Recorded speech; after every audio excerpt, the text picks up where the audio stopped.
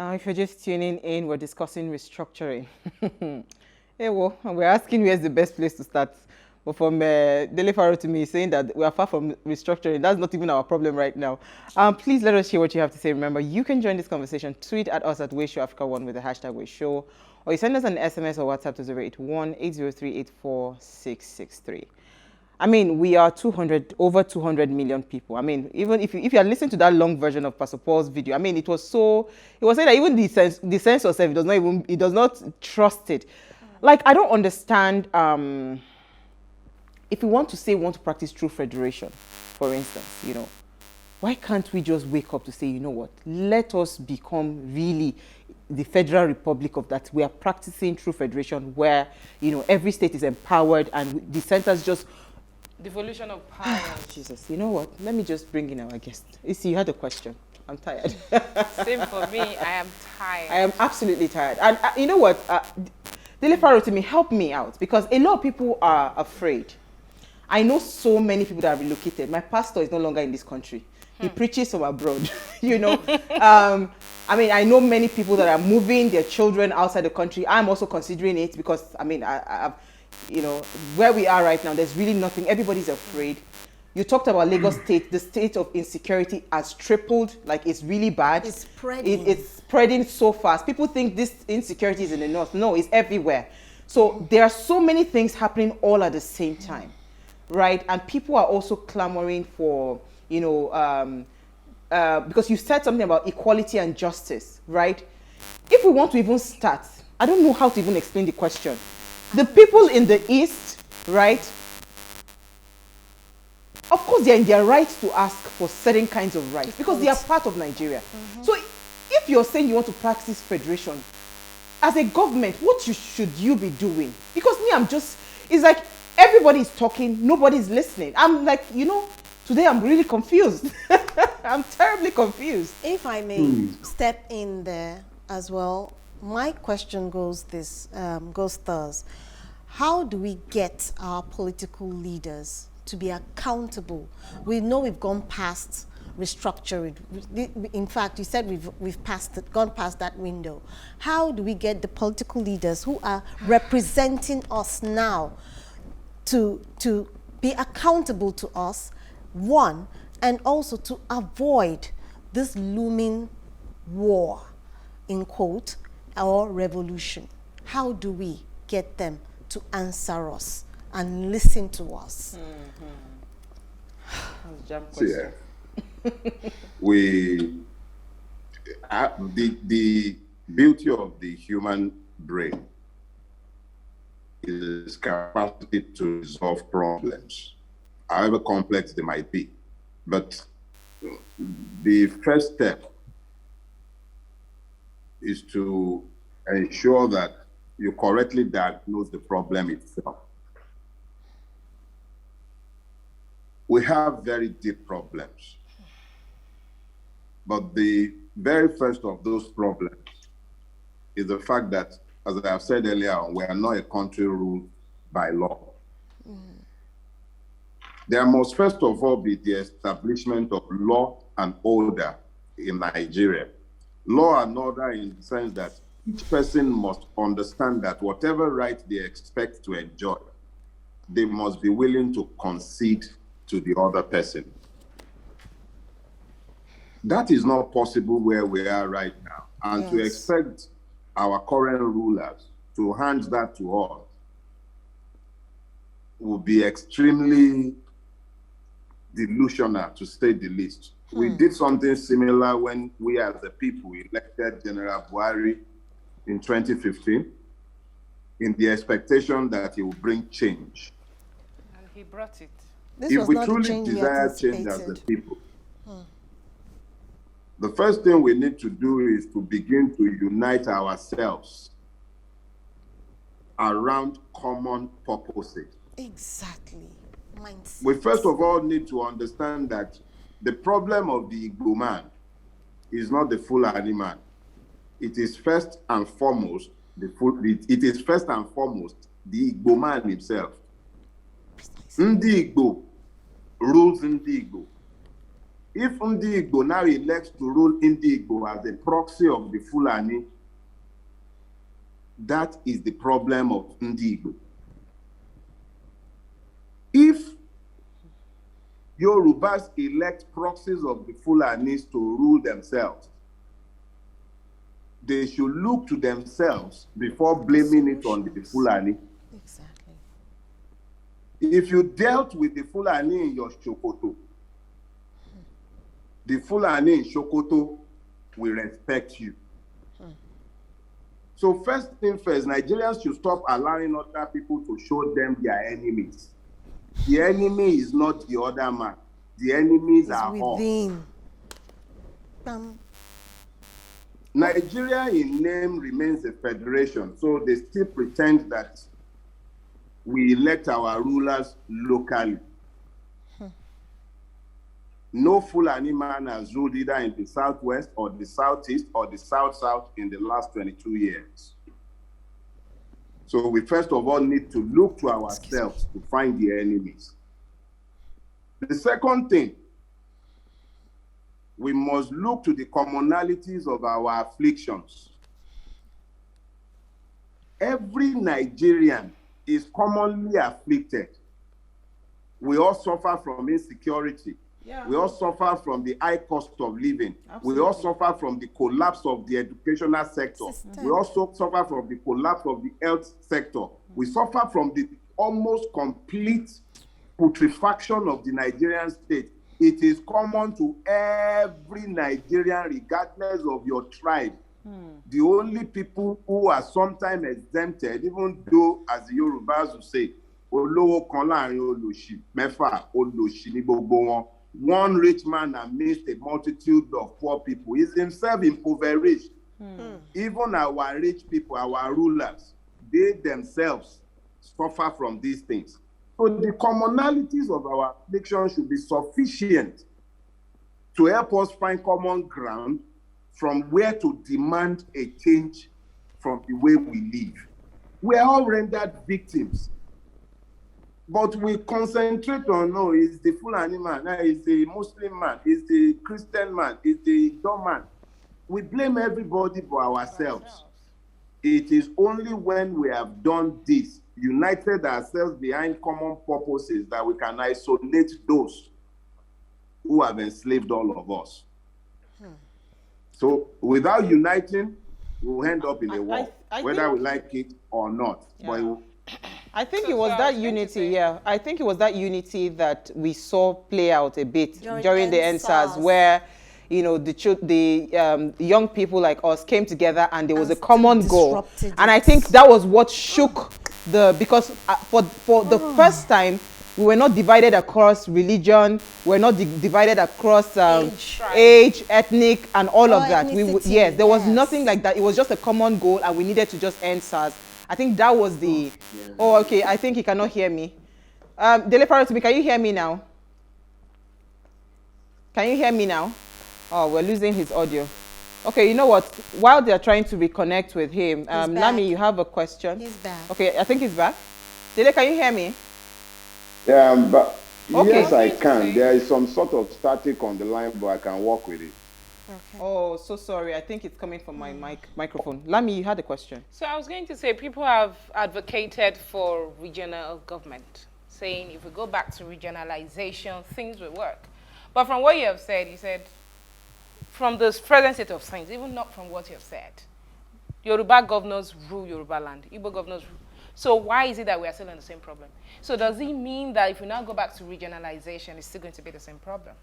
No. Don't let's misunderstand ourselves. Okay. You have a structure that has rendered the rulers unaccountable to the ruled. The current constitution does not flow from the will of the people. And because it does not flow from the will of the people, the governors can be buying people's votes for as little as 5,000 naira. In Ondo State, their last election, they had a slang, the Bosebe. That was because they were selling their votes for the price of a pot of soup.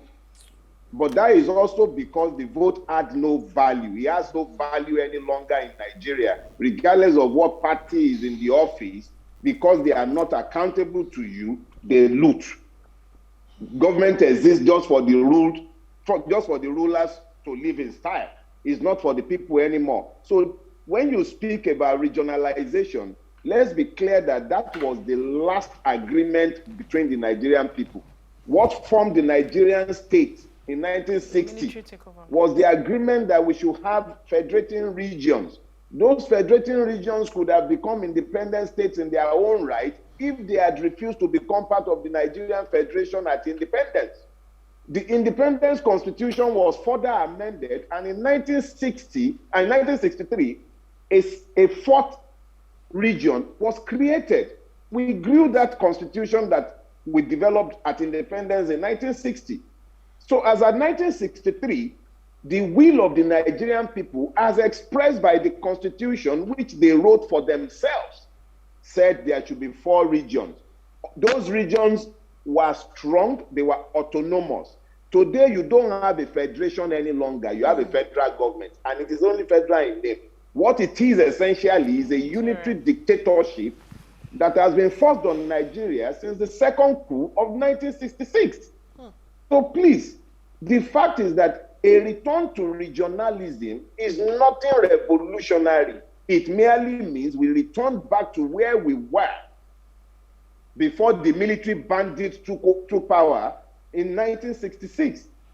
So let's be clear about that. A return to regionalism is the minimum, is the barest minimum that shows a willingness to listen to the people, especially oppressed people of the southern part of Nigeria and the middle belt, and almost the constitution we have right now works for nobody except the rulers.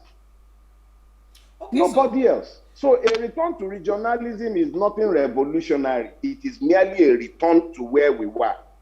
Okay, Dele Farotimi, so I was going to ask you that when we come now, and you say we bring in all the stakeholders, right? We say they bring in all the stakeholders and we say this is exactly what we want. What gives that this government or this elite that have done this structure to favor them, what gives that they would allow that document to fly and let it become a new constitution when we do not even trust that, you know, they mean us well? They just want to continue to sit at the corridors of power and continue to enjoy things, you know, even at the at the detriment of a looming implosion that this country might implode on them. They are still willing to continue like that. So what is the guarantee that they would accept a document if it eventually happens that, okay, people come together and all stakeholders come together to bring this new working document? Let me say this. I have never expected that the oppressor would happily loosen the chains of the oppressed. People have talked about 100 million Nigerians changing the mind of the 20,000. There's no need for 100 million. There's no need for 100 million. 2 million committed Nigerians, 2 million committed Nigerians will change Nigeria. It is up to those of us who have been speaking Dogon Turenchi, because the time is coming now when there will be, even you are sat there now because there's still relative peace. There is a scenario, very plausible one, that says that any moment from now, some of us might have to start worrying about checkpoints on the street, not manned by soldiers, not manned by police, not manned by any Nigerian paramilitary, but manned by Lagos gangs. Simply because law and order is breaking down systematically everywhere across Nigeria. So if you are talking about gathering the beneficiaries of this injustice, the beneficiaries of the fraudulence from which all of us are suffering, to somehow be persuaded by a memorandum delivered to them, I think we are wasting our time. Some of us are taking our time to educate the people to understand what the issues are. When sufficient numbers have been properly educated, especially in non-violent methodologies, we will be calling people to confront this system. It's inevitable. The key thing is that you don't call a people you have not educated. An uneducated mob is a mob. And the Nigerian police and army are always happy to shoot people. They are very happy to shoot people anyhow. Doesn't matter. And they'll come out and deny it. If you like, record it. They'll deny it. So there is no point. So if you are not going to call people to come out on the street and be protesting, you have to educate them. And what we seek to do is to let them understand what the issues are. The people you are expecting to resolve problems are not going to resolve the problem because they benefit from it. Let me show you something. Remember in the National Assembly, you were hearing off the mic, and then you were seeing people fainting. It is because they don't expect to suffer the consequence of what they are doing in broad daylight. It is their hope that we will be stupid enough to fight a war so that they can escape with their loot. They have plan B, plan C, plan D to Z. We are the ones with very few options. So we must not give them the war they want, because that is what covers their track. The kind of crimes that have been perpetrated against the Nigerian peoples, if these people are ever held to stand before a court of law, they will hang for what they have done. But if we are stupid enough to start fighting, to succumb to the hatred that they have planted amongst us, and then we start killing ourselves, let me say something. We are the ones who will lose if that should happen. Let's take some comments. Today, the secessionists who continue to demand their own republics within Nigeria, they are doing so because the injustice is too glaring. How many bandits have been killed in Kaduna, in Niger State, in Zamfara? And how many IPOB members have been killed? Why are bandits and IPOB terrorists? These are questions that people need to ask themselves. And these are the things fueling the insecurity and the war that they are stoking. But we have to be careful not to fall for it, because it's only in that war that they escape. Absolutely. Come on, we've run out of time. Let's quickly take comments and... Okay, there is no name here, but it says, Nigeria made a mistake twice. No sector of Nigeria state is functional. We are suffering from a habit of voting clueless people to power. Nigeria is neither practicing democracy, federalism, or whatever fancy name they call it. What Nigeria is practicing is either crazytocracy or clueless kakistocracy as well. And it's visible to the mind or to the blind that and it is visible to the blind and audible to the deaf that Nigeria is sitting on a cliff.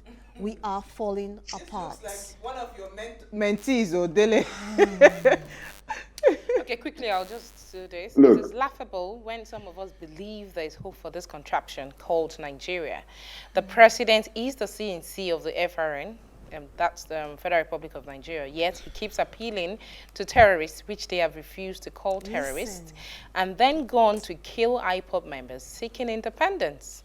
A CNC should act, not appeal. Our president must have been a very poor and clueless general in his days in the military. Wow. Dele Farotimi, we just have like 1 second to go. It's been an interesting conversation. But if you had one last thing to say before, because we're going to have you very soon again, you know, but this is just the beginning of the conversation. We can't stop talking. We have to keep talking. So what would you say to, who should I even direct this conversation to? To us as Nigerians, you know, what would that thing be? What would you say to us? Because I believe that the change will start with us, not any government. Not the government. I'll say to you that the prospect of living as refugees in other people's lands, the peak of the dream of the average Nigerian is to go to America. But you do remember what just happened to Floyd. He couldn't breathe. A lot of Americans, black Americans, they can't breathe. And it's not only in America, it's the same in Britain. Everywhere outside of Nigeria that the black man runs to is a vagabond.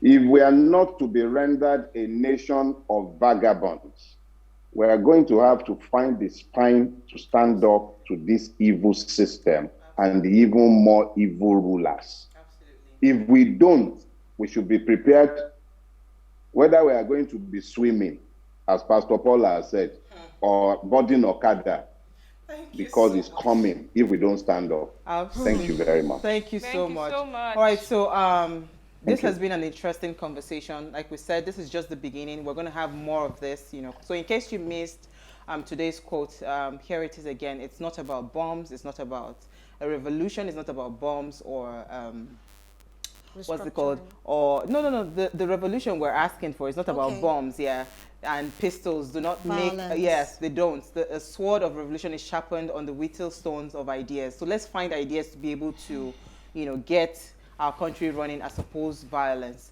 Violence is never the solution. So we'll see you live tomorrow at 8 p.m. as we bring another great conversation to your screen. Enjoy your evening.